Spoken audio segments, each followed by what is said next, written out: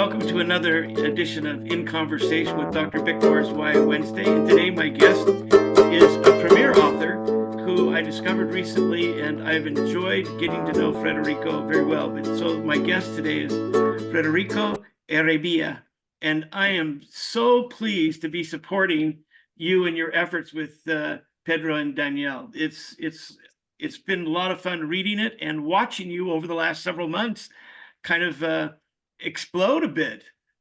Yes. Well, thank you so much. I have enjoyed, I think it was serendipity that put us on either side of a table at a dinner, not knowing each other, and just the conversation we had, I thought was fascinating. I mean, we really touched upon a lot of different topics. And it wasn't really till the end of dinner that I realized what you do and who you are. So I think it was very fortunate for me to be sitting around across Well, from you. it's interesting because I've been going to NCTE and Allen workshops since 2004 or 2003 maybe, so 20 years. And I've gone to these dinners. Sometimes they're sponsored by individuals or sometimes a group of people get together. Sometimes they're by publishers. And I found out that the serendipity around people having dinner in a setting like that has proven to be wonderful. Yes. And like we didn't know each other from Adam. And frankly, I'd been gone for well, there was COVID and things, and then I retired kind of officially. And my wife and I went on a service mission for our church to Rwanda. So it was the first time back for 2 or 3 years. And so some people who knew me didn't know if I was coming back, and other people, thought, well, is he around? Is he not around? And then Nora said, oh, there's this dinner, come with me. And I said, oh, great, because I've known Nora for a few years. And I'm always open to new authors because I think you guys have no clue what you're getting into if NCTE or Allen opens up to you, right? Exactly. And sometimes it's like an oyster that's a little bit hard to crack, right? Right. Who are all the players? Who do I need to know? Who can help me? Who's just shining me on? And so I try to be kind and helpful to new authors if I can. Well, you absolutely were, not just to myself, but to others, and we appreciate it, definitely. Well, and you guys just hit it out of the park. When I remember saying to you, well, if you want to be more involved, there's this summit that I've been involved with for several years, and you should grab a couple more authors and submit something. And I've been involved in organizing that in the past. But Sarah and Gretchen both, they surprised me because you submitted something that really must have knocked their socks off because they went, oh, wait a minute, 3 authors of this caliber? Because all 3 of your books are doing really well, right? And so Yes, and the 3 of us have done a lot together. We had just met at Yalsa the week before. oh, how fabulous. Yeah. So we were at Yalsa together, we were at NCTE and then at Allen. And so for this interview, I'll say that it's Jamie Jo Huang who wrote Yeah. My Father the Panda Killer, and Ari Tyson who wrote Saints of the Household. And then my book, Pedro and Daniel. The 3 together work so well in conversation. We're really trying to promote them as a great way for educators and even, just for recommendations to individual students to read about the topics that are broached in these books are unusual, as I'm sure you have mentioned before. And I think we all do it in a different approach, but I was surprised I wish I had brought my books up here.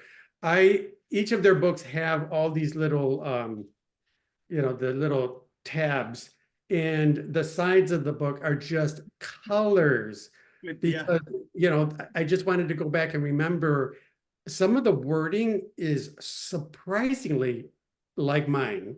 Yeah. Some of the nuance of the scenes are like, oh, I'm glad these 3 books came out together because people would think that we plagiarized to some Yeah, that extent. you colluded, right? Yeah, it's very interesting. But at the same time, they're so different. Oh, Uh, they're radically different. As a critic, I can tell people just with unequivocally that these are books that while they share some themes, and maybe one of the themes that's really dominant is the fact that all these children live in kind of abusive situations, right, right?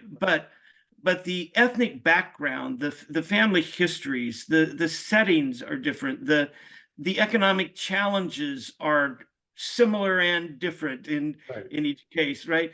And so they pair really well together, but they each are a distinct story, um, and maybe with distinct endings.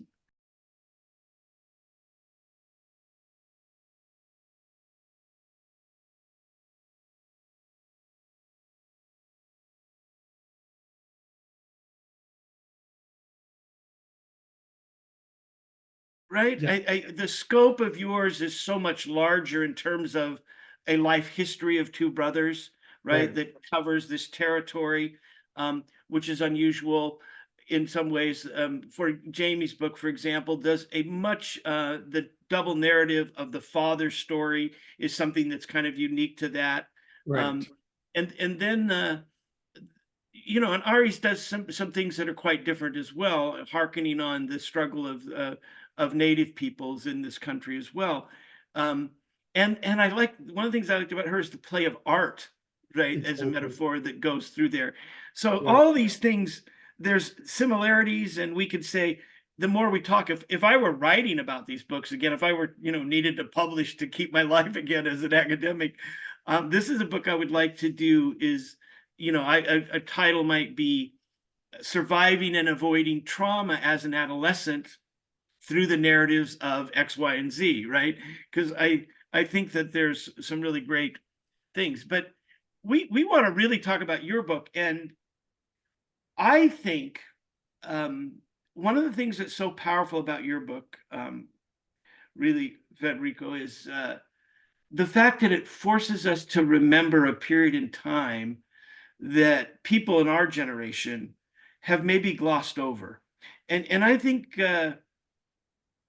people, and how to say this without saying how old we are technically, but people that were our age when the AIDS crisis hit had people who experienced it, but we weren't in the position of making policy, right? It was the generation ahead of us that was doing it. And had we been in more policy things, maybe that would have been different, right? But you can give me your perspective on that, because by the time that it was hitting, you were, trying to be a practicing doctor, and things were emerging, but things were happening so fast, that it's really kind of hard to wrap your mind around what was going on in the popular culture and how we were victimizing people in ways that are really pretty disgusting in my mind, right? yeah. So tell us a little bit about the setup of Pedro and Daniel, and I love your opening, by the way, because you have a note in the book that says these are hard stories, you know, and and I think They're hard to read, and they were hard to write. right, and I love where you spend a little bit of time doing that, but then on the very next page, you provide resources, which is a reverse of what most books do. Most books put the resources at the end, and so I'm interested in, when you're structuring it, why you felt compelled to make that note at the beginning and provide those resources.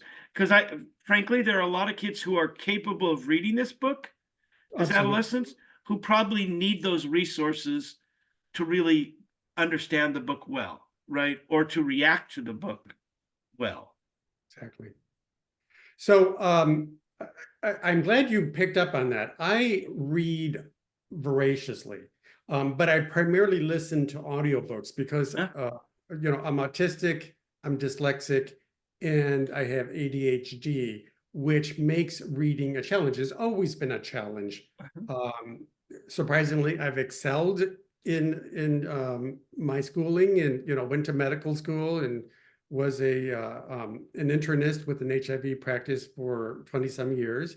But reading is a challenge, and it seems to be getting worse as I get older. I think, needing classes was also a part of the problem.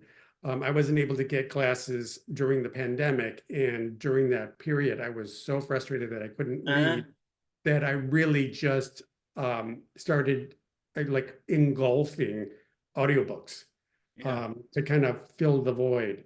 But I noticed that at the beginning, in fact, I'm reading a book right now. I won't say which one, but it says said something to the fact, that there are trigger warnings at the back of the book with resources.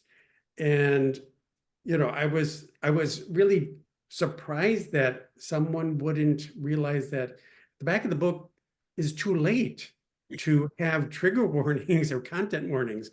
And I was surprised at how many people have commented on the appreciation of having those types of trigger warnings at the beginning of the book. And I thought to myself, that's where you need to put trigger warnings. You need to let people know before they read what it is they're about to read. So when I suggested that, my editor at first said, we don't usually put these at the beginning, but the way you wrote it seemed to be appropriate for putting it at the beginning of the book. So some people who have reviewed my book have said, literally, authors take note, it should be at the beginning of the book. Yeah, so I hope that changes.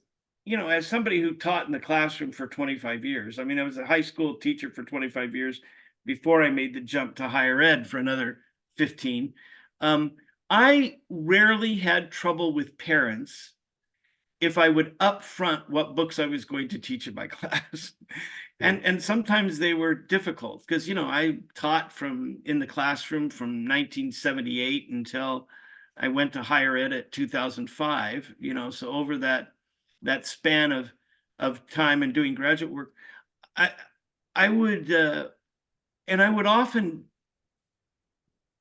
suggest books to kids that maybe were difficult to do as a classroom set. And I taught in a very conservative state. I taught in Salt Lake City, and I still was able to teach generally most of what I wanted to teach. And from the very first day that I student taught, which would have been 77 or 78 early, I was aware that I had students who identified as gay in the classroom openly, right? And you think, wait a minute, Provo, Utah, where BYU is, you're teaching at Provo High School, and you and the teacher you're working with in the class knows that so and so is gay. And yeah, that happened. And remarkably, he fared emotionally. He was a pretty stable kid, right? Who did that, who was able to just be who he was. But that didn't always happen, right? As in the course of teaching in the early 80s, when I taught in the Salt Lake area, occasionally kids would not very often come and confide with you, but you could kind of know which kids and then provide them safer space. Sometimes in a society where there's not a safe space for kids, which just drives me wild all the time, right? Because I think we're all living on this planet at the same time, and if we can help each other have safe places for whatever the rule is or whatever the situation is, we're going to be better off, Yes. So but your book does that safe place really well, really well. Thank you.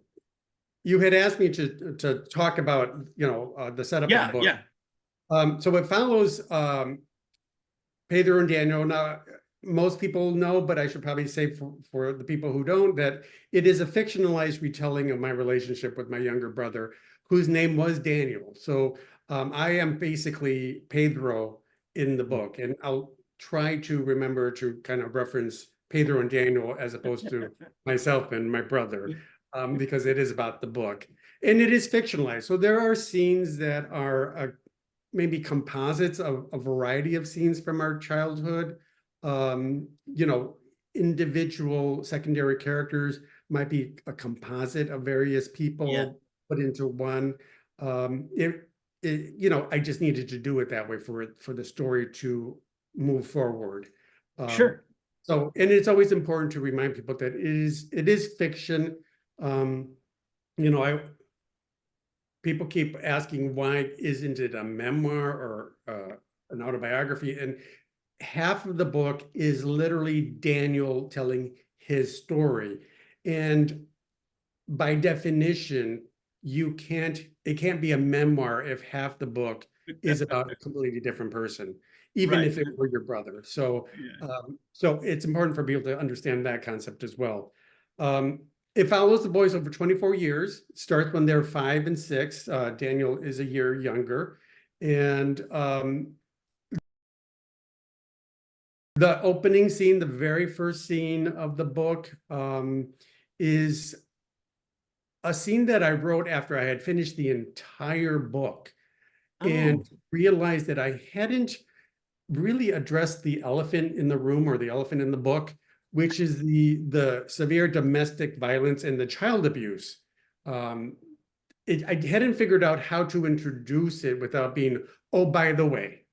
yeah. And so what I decided to do, and it worked out really well for various reasons that I'll explain, but I put the reader in media res in an actual scene that's unfolding as the two brothers, told in third person, the two brothers are seeing their mother coming at them to assault them because they're being, you know, maybe playing with a doll or doing something that is in her mind effeminate, not masculine, not macho.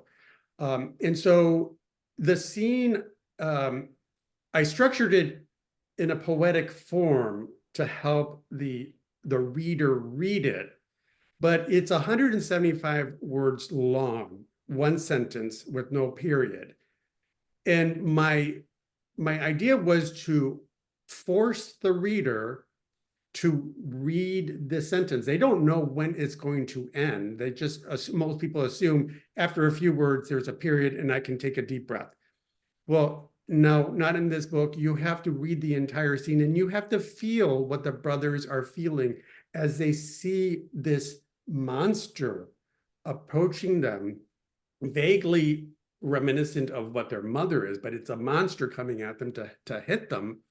And you know, I give very kind of like staccato phrases that the reader reads, and then you know, a lot of people have mentioned how they get uncomfortable and you know they start to sweat, and there was one time where I was reading the scene in a at a reading in a bookstore, and the woman in front of me started crying. Um, I was probably maybe 5 words into it because it's like instant where I put you into the scene. She started crying. Somehow I managed to keep my composure, but it was really remarkable to see her. And it's not just this particular woman, but she was like the most dramatic and right in front of me, just you know, a couple feet away. Yeah. Um, and that's exactly what I want the reader to feel. They're not being, you know, the reader is not going to feel what the two brothers are going to feel. They're removed from the scene, but they're reading about it. And that's one of the reasons why also it's important to have the trigger warnings at the beginning of the book. Yeah. Yeah. Um, and so, sorry, that sometimes makes me a little emotional, but the scene also gives the reader information that would have been kind of information dumping if I had done it another way.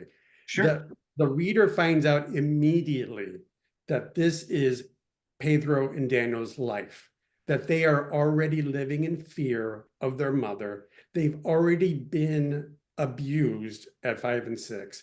They've already been called the Spanish word for faggot and that kind of stuff. So it gives a lot of information without saying any of that information.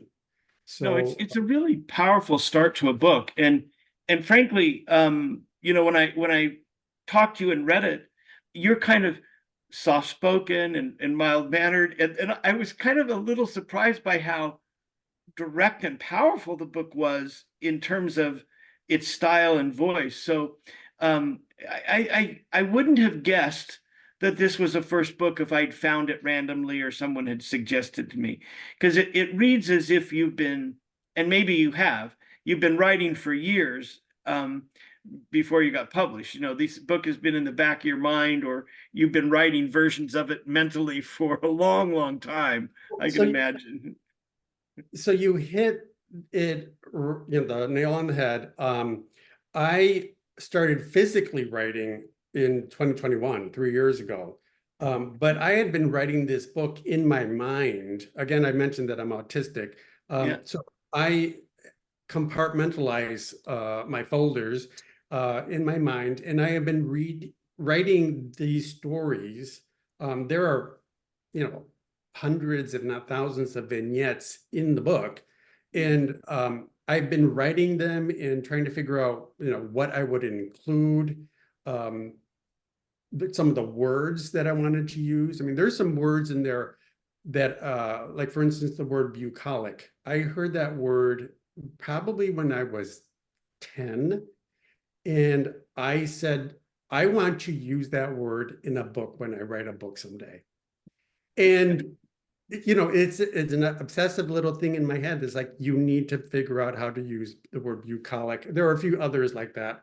I believe I saw Gore Vidal in a conversation with maybe it was Dick Cavett or someone, and he used a couple words like bucolic, and I'm like, okay, I need to figure out what that word means, and I need to make sure I use it. So it's so true. The stories started when my brother died. Right before he died, we had the conversation that I have in the book. We did have that conversation about my wanting to write our story. Yeah. It became an obsession. But at the time, I was fresh out of medical school. I had my medical practice ahead of me. And then I started doing woodworking as I was renovating a house. And so in the back of my mind, I kept wanting to figure out when I was actually going to, button chair type of thing and start writing. Yeah. And when the pandemic hit, it was one of those kind of like eureka moments, like, oh, this is the time to just put my butt in the chair and start writing my stories. So that's Do how you it came. type or do you longhand write? I'm interested in that. No, I do it all either in Scrivener or in a Word document, not a Word document. What is it called? A Google document. Yeah, Google Doc. Yeah, that's good. Because I thought you're the kind that it seems to me you don't need to draft. Your first draft's in your head. You're Right. trying to get that first draft that's pretty kind of laid out there, I imagine, as fast as you can. So it would have surprised me if you said, no, I write on paper first. And no, it's like, you're trying to type as fast as you can some days, I imagine. Yes. So I will say that the only C I've ever gotten in my life was in typing class in high school. But I will also say that typing class was probably the most important, most useful class I've taken, that I've used on a daily basis pretty much since high school in some way or another. Yeah. So especially now where everything is done on laptops and computers. So I learned to type, and so I can type very, very quickly. And now that they have spell check where you can really just type and let the computer Yes. kind of correct your spelling sometimes, it can be very quick typing and writing. But I must say that I love revising. So I Well, do. you mentioned that revision. When you're saying you have this vignette of them being assaulted by their mother, and you write it after you have a complete draft, that tells me you had a significant revision process to go through and add things about abuse and assault throughout the book. And it seems I would say now seamless as I've read it, not something where you kind of said, okay, I need a blocky edit here, I need a blocky edit here. So you're one of the people that we love as teachers. See, students, people revise. They revise completely. There's more than one draft of things, right?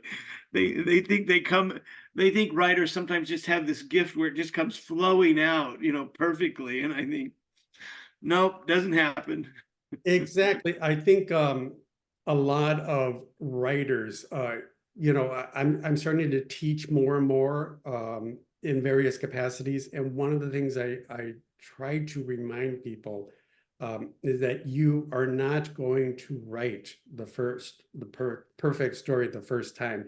You need to revise repeatedly. You need to have critique partners help you so that you can revise repeatedly.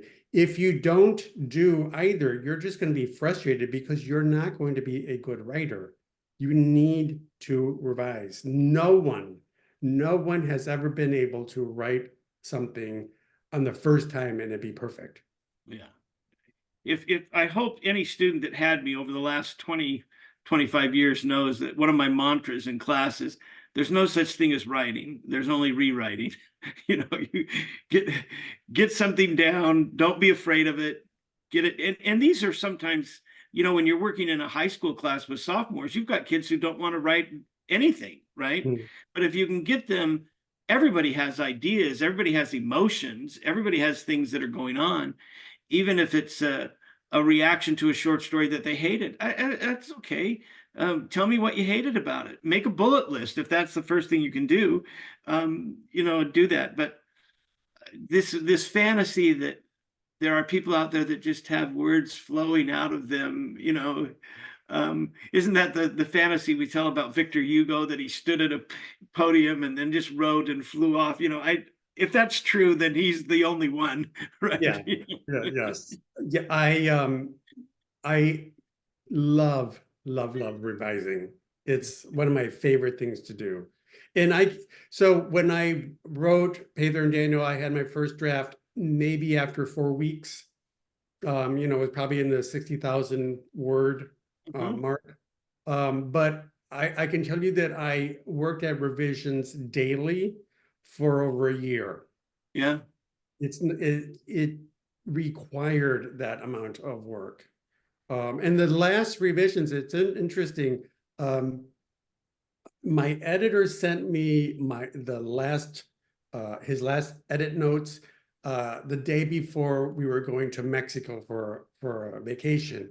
And so my actual last version of the book was written on the rooftop of the inn where we're staying in Mexico.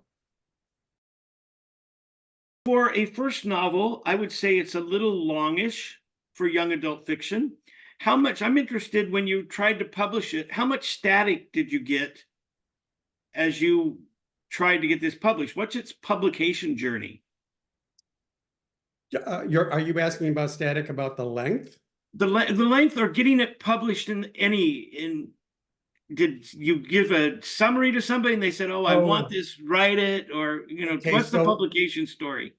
So I don't know if you know this story, so I might be telling you for the first. Yeah, I think so. Yeah, I don't know that I know. So like I said, I started writing in 2021. I wrote a picture book manuscript, which was called Caution in the Wind, which is the chapter 1 of the book.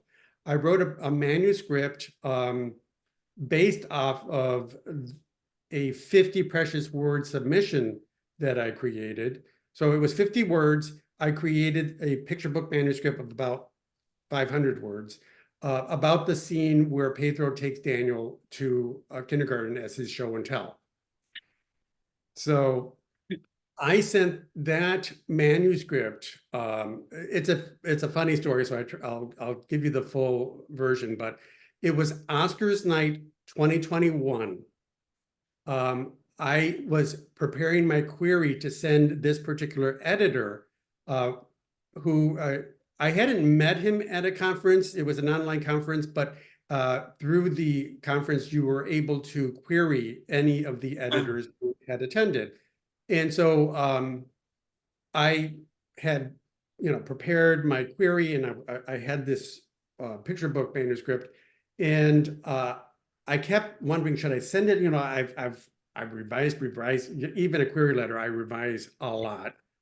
And my husband was downstairs saying, I don't know, Nicole Kidman's on the red carpet or something. So I'm like, okay, I got to go see her. So I just hit send and sent it to this editor. He responded the next day and said, can we meet on Zoom? And can you send me everything that you've written? And so at that point, I had maybe 4, 5 other picture book manuscripts about these two brothers, Pedro and Daniel. Yeah. And eventually I had maybe 10 that I sent him. And so at one point he said, can you combine them into a book, into a novel? And he was thinking more kind of like lower middle grade, or, just younger, or maybe even chapter books. And I said, well, if I'm going to do this justice for myself and my brother and for Pedro and Daniel, I need to do it in such a way that I'm really telling their full story, and it can't be anything younger than upper young adult. Yeah. Because of themes that needed to be spelled out. Maybe not necessarily as clear. Like I said, sometimes I'm subtle in what I'm telling people. And so that's how it happened. He found me through a picture book manuscript, and it was a whirlwind. Within 2 years, it was on bookshelves. Yeah. So it was a quick turnaround, but he was very accommodating to the fact that I didn't really know what I was doing, and he let me write what I seemed to need to write, and he did kind of guide me in some ways.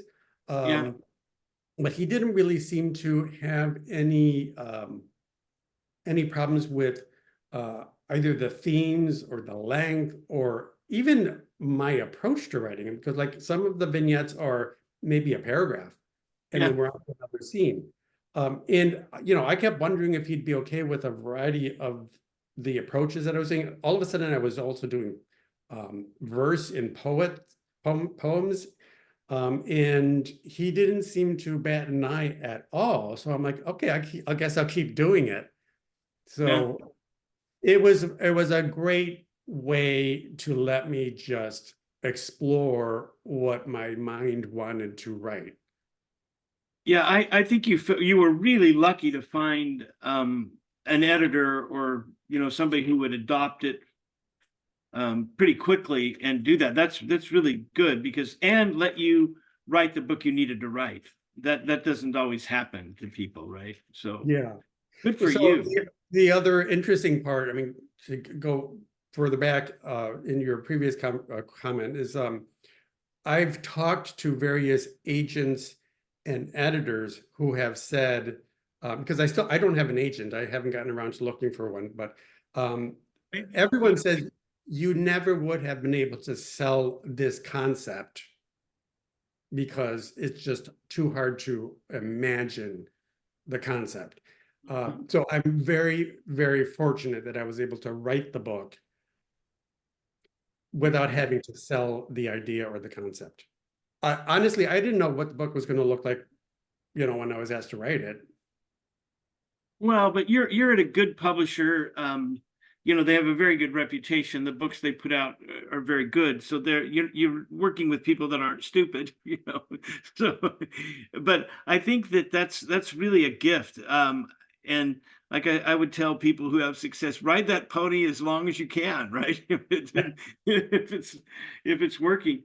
But it's because one of the rules of thumb, kind of, when we're with critics, and sometimes if you're at Allen and we get that box of books, sometimes people will look at the big books and say, really, is that young adult?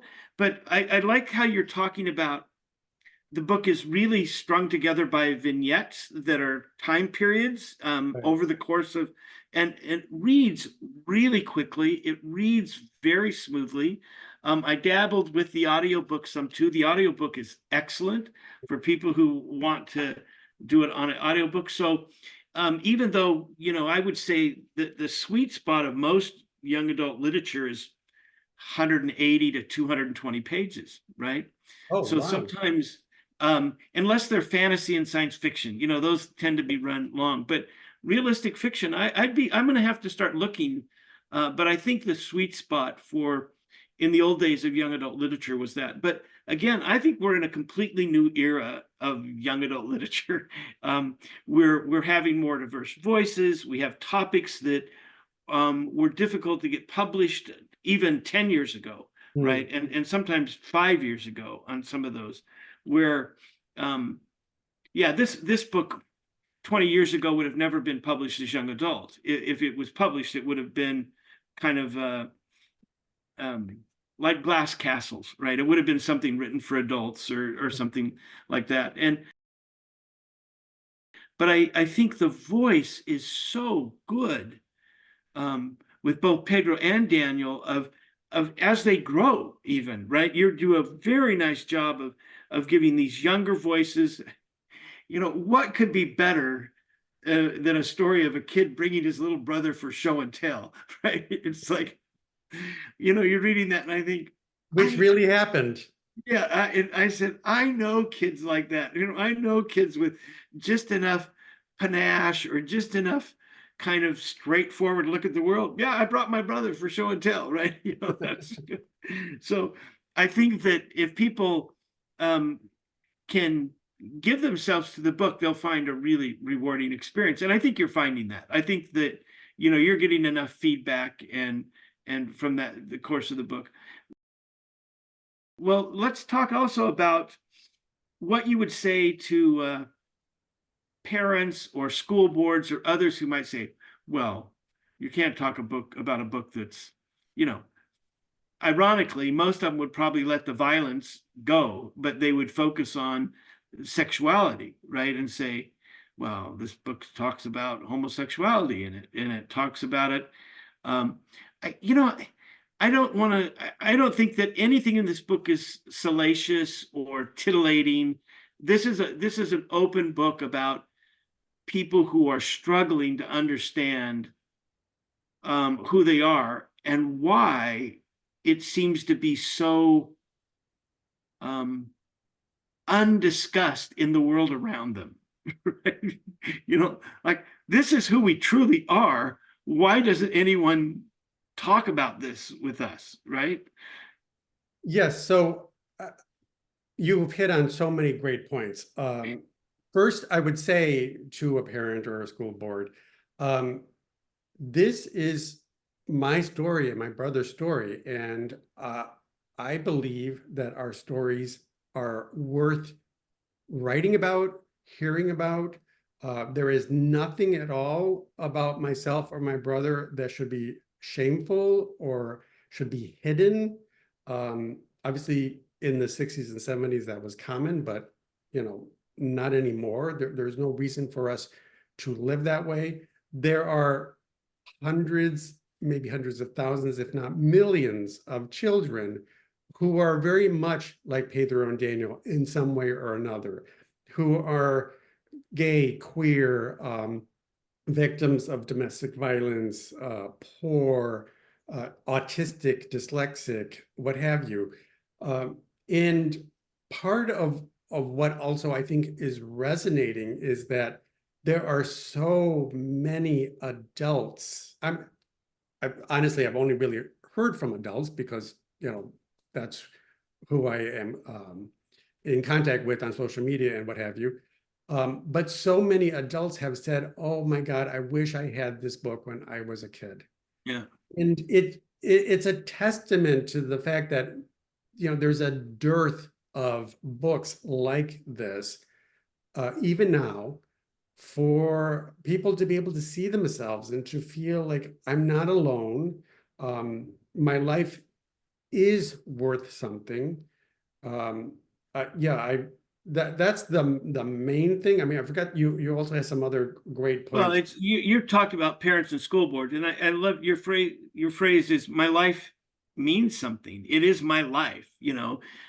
Sometimes I looked at parents or school board or principals who would question us, and I'd say, I don't understand your question, right? You know, there's kids that are experiencing these things, or parent would object to a book because of the language, and I think, have you walked through the school halls? I mean, unless you're going to ban your kid from coming to school, um, this is not used. The language in this book is not used casually the way it's used in the halls, right?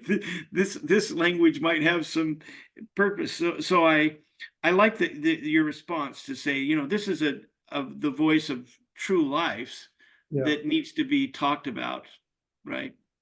So the other point that I wanted to make is that you know, I've been reading for over 50 years. And I've been reading about adolescent boys who look at their father's Playgirl or Playboy, whatever, Playboy, um, or who, you know, had their Farrah Fawcett swimsuit poster on their wall.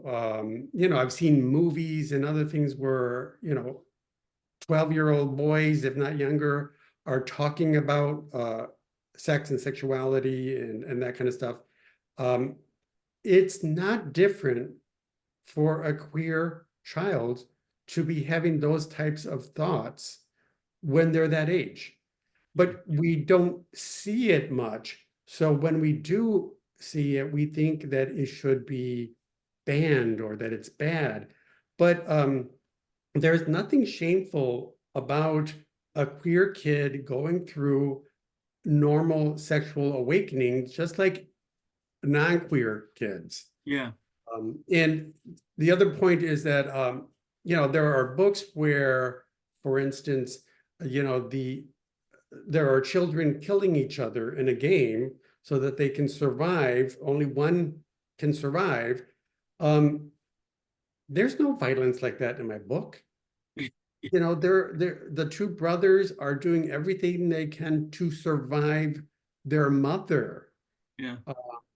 So, And remarkably to be kind to each other and to the people they encounter, because remarkably these are people in the world who are doing their best, and we certainly say that Daniel, I think, struggles more with how to be in the world than Pedro eventually does, but they're both trying to be kind people to the world they encounter, right? Acknowledging that in interesting ways.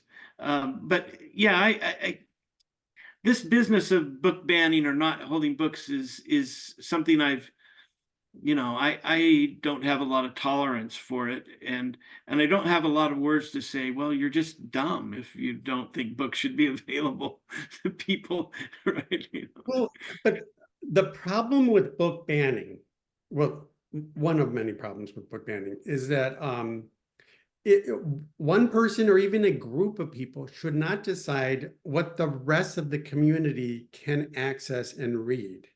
Yeah. That is not right. It's not fair. We would not presume to do the same thing to them if they wanted to read, you know, their various books that have what I would consider questionable. Or So, even you know, offensive let to people us, read. you know. Yeah. Yeah. If we want to read something that has we need a marketplace of ideas that are open and have people discuss. The biggest thing I would say to parents is, if you're worried about this book, you're probably worried about your relationship with your children and other people in the world. You're probably having difficulty communicating openly if this causes you fear. I mean, I loved my father, but I didn't want to grow up and be my father, right? And because there's things that my father did that I didn't want to do, and there's things that I wanted to see the world differently. But now, as a father, I sometimes want my kids to be more like me, right? Or be more like this. And I have to remind myself, no, they get to make their way in the world. They get to make decisions that agree with mine and disagree with mine. And that doesn't make me love them less. Because my hesitance or to failure to understand that is my problem. It's not their Right. problem, right? I Right. need to think, okay, why am I feeling that anxiety that they want to do this or that or the other thing?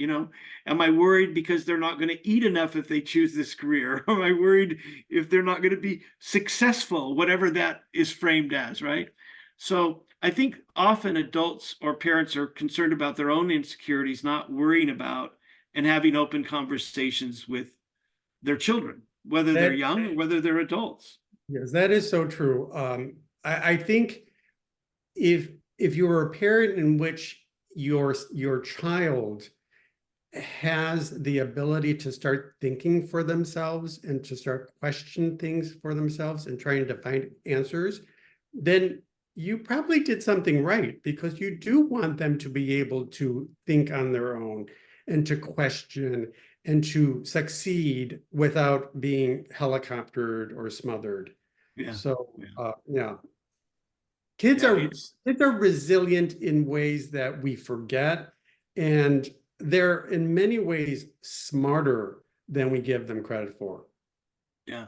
Well, I think this is a book about resilience, and of course the tragedy of this book is the Daniel's tragedy of as he's finding himself.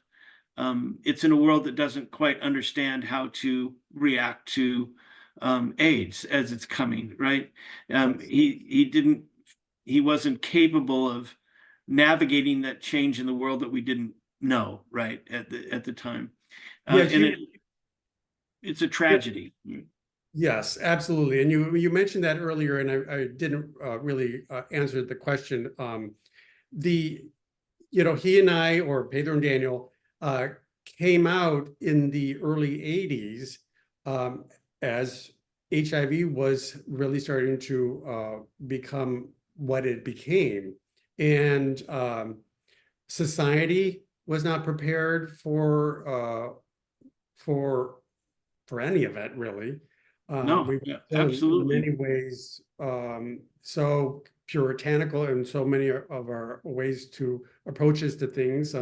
We were in the Reagan administration, the whole just say no, just don't do it, just like, magic words were just, refrain or avoid it or stop doing it. Yeah, And, we're human. yeah, And instead, what we really needed was a government led by our president saying, this is a tragic situation. We're going to do everything we can to address it. We've got the best scientists and the best policymakers involved. But instead, we had 8 years of silence yeah, from the White House and the administration that wasn't that much more improved with the first Bush administration. yeah. So, Yeah, I think it's almost in my mind, of course, I was young and teaching, had a young family, but I can remember even then it seemed like um, mythology about sources and myth, and I don't think in some ways it was until Rock Hudson got sick and Elizabeth Taylor and some of the other people said, wait a minute, this is a problem. And all of a sudden things that were perhaps, for lack of a better word, closeted came open and people had to talk pretty frankly about how people's behaviors affected them or didn't affect them. And is there something we can do other than ignore it? Right? Is there something we can do to stop it, to make people be able to live with this disease, to cure it if possible, to stop? And I think there was, that and Magic Johnson and a couple of other things that all of a sudden people had to put on their brakes and say, well, I can't just demonize these people because I don't know them or I don't experience their life. But then if we get a shadow of something that we want to acknowledge as what we feel is normal or acceptable, and it's affecting them. What? Yes. And then Yeah. I would have to also mention Princess Diana was a Yeah. influence. I mean, to some extent, Mother Teresa and others, but Princess Diana, Elizabeth Taylor, I would say, are the two that made the biggest difference. Interestingly, two beautiful, straight celebrities, women, who really made a difference in people's perceptions of, the fear of Yeah. being around someone. I mean, it's you mentioned this again at the beginning, like we oftentimes forget how scary the environment was around HIV. Yeah. People were afraid to be in the same room with someone who looked like they were losing weight, or who might have had Kaposi's lesions or Yeah. something. They didn't want to be in the same room, in the same, doctor's office or what have you. It was really a horrible time to be Yeah. a queer person. I can't imagine the difficulty you must have experienced as a doctor for those years doing that and dedicating that kind of service to people. That must have been very, very hard to do that. It was very hard, because you can imagine, you, or at least myself as a doctor, I really loved my patients, Yeah. and they were dying. We had deaths every week in our clinic. Yeah. Yeah.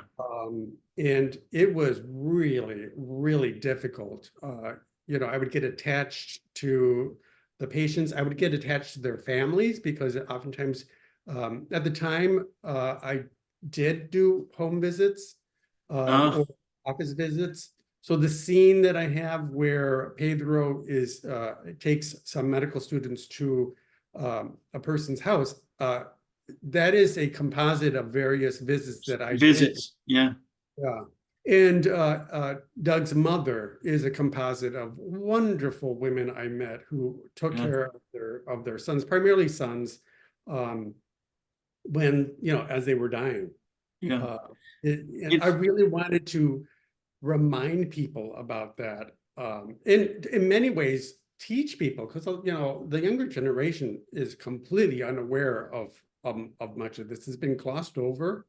Yeah, it glossed over, I think, is a good word. I think there are in young adult fiction and some memoirs, there's some stories of some of the young children who got AIDS, and some of those things that help break down, I think, some of the barriers of fear when we realize, people got them through blood transfusions, through no fault of their own, and other things that we didn't understand. But I think there's a glossing over of history that people don't realize. People like you that worked in clinics fearlessly for a long time to try to make life better for patients is something. So again, and certainly that's not the only reason to read this book. I mean, that's an issue and a trauma that's within the book. But this portrait of two brothers growing up in a period of American history that for me is really, just like I was just like reliving life again. I think, I can remember, these things, and when the dates and the structure and organization of the book is very helpful. Well, Federico, this has been a great conversation. Anything else you'd like to add?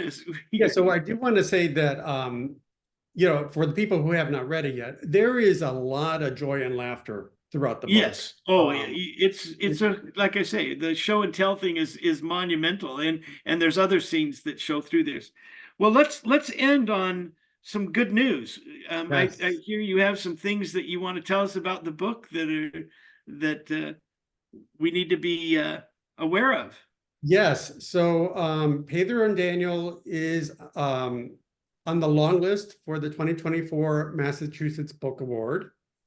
It is a must-read title at the Massachusetts Center for the Book, which is a Library of Congress affiliate. And I just won a Lambda Literary Award for Exceptional New Writer. Wow, that is such good news. That's great, and we hope that as we people find the book. And I hope that you're working on something else. And when you get something else, we'll have another conversation and do that. It's been great to talk with you, and I hope you have a productive day. Thank you. Thank you very much for everything. I really appreciate it.